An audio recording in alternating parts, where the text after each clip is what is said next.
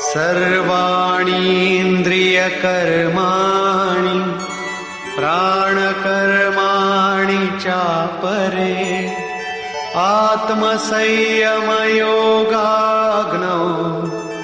जुह्वति ज्ञानदीपिते। अभी तक योगेश्वर ने जिस यज्ञ की चर्चा की उसमें क्रमशः दैवी संपत्ति को अर्जित किया जाता है, इंद्रियों की संपूर्ण चेष्टाओं का संयम किया जाता है, बलात् विश्वोत्तेजक शब्दादिकों के टकराने पर भी उनका आशय बदलकर उनसे बचा जाता है। इससे उन्नत अवस्था होने पर दूसरे योगी जन संपूर्ण इंद्रियों की चेष्टाओं तथा प्राण के व्यापार को साक्षात्कार सहित ज्ञान से प्रकाशित परमात्म स्थिति रूपी योगाग्नि में हवन करते हैं। जब संयम की पकड़ आत्मा के साथ तद्रूप हो जाती है, प्राण और इंद्रियों का व्यापार भी शांत हो जाता है, उस समय विषयों को उद्दीप्त करने वाली और इष्ट में प्रवृत्ति दिलाने वाली दोनों धाराएं आत्मसात हो जाती हैं, परमात्मा में स्थिति मिल जाती है, यज्ञ का परिणाम निकल आता है। ये है यज्ञ की पराकाष्ठा। जिस परमात्मा को पाना था उसी में स्थिति आ गई तो शेष क्या रहा। पुनः योगेश्वर श्री कृष्ण यज्ञ को भली प्रकार समझाते हैं।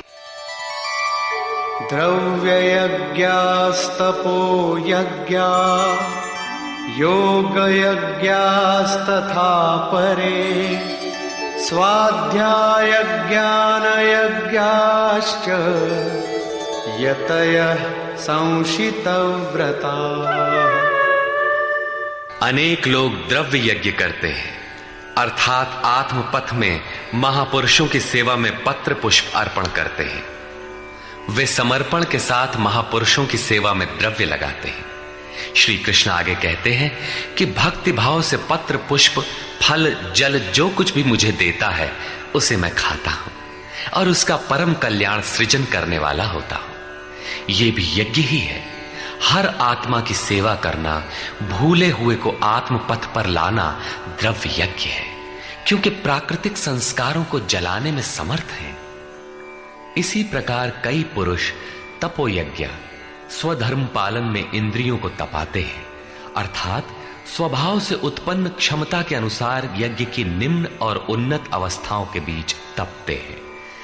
इसी पथ की अल्पज्ञता में पहली श्रेणी का साधक शूद्र परिचर्या द्वारा, वैश्य दैवी संपद के संग्रह द्वारा, क्षत्रिय काम क्रोधादि के उन्मूलन द्वारा और ब्राह्मण ब्रह्म में प्रवेश की योग्यता के स्तर से इंद्रियों को तपाता है। सबको एक जैसा परिश्रम करना पड़ता है। वास्तव में यज्ञ एक ही है, अवस्था के अनुसार ऊंची नीची श्रेणियां गुजरती जाती है। पूज्य महाराज जी कहते थे, मन सहित इंद्रियों और शरीर को लक्ष्य के अनुरूप तपाना ही तप कहलाता है। ये लक्ष्य से दूर भागेंगे, इन्हें समेट कर उधर ही लगाओ। अनेक पुरुष योग यज्ञ का आचरण करते हैं। प्रकृति में भटकती हुई आत्मा का प्रकृति से परे परमात्मा से मिलन का नाम योग है। योग की परिभाषा अध्याय 6/23 में दृष्टव्य है। सामान्यतः दो वस्तुओं का मिलन योग कहलाता है।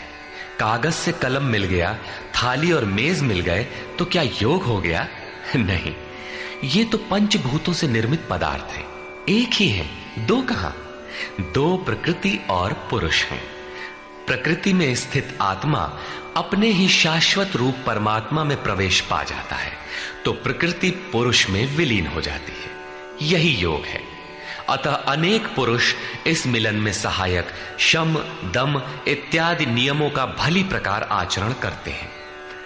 योग यज्ञ करने वाले तथा अहिंसादि तीक्ष्ण व्रतों से युक्त यत्नशील पुरुष स्वाध्याय ज्ञान यज्ञाश्च स्वयं का अध्ययन, स्वरूप का अध्ययन करने वाले ज्ञान यज्ञ के करता है। यहां योग के अंगों अर्थात यम नियम आसन प्राणायाम प्रत्याहार धारणा ध्यान और समाधि, इनको अहिंसादि तीक्ष्ण व्रतों से निर्दिष्ट किया गया है। अनेक लोग स्वाध्याय करते हैं। पुस्तक पढ़ना तो स्वाध्याय का आरंभिक स्तर मात्र है। विशुद्ध स्वाध्याय है स्वयं का अध्ययन, जिससे स्वस्वरूप की उपलब्धि होती है, जिसका परिणाम है ज्ञान अर्थात साक्षात्कार।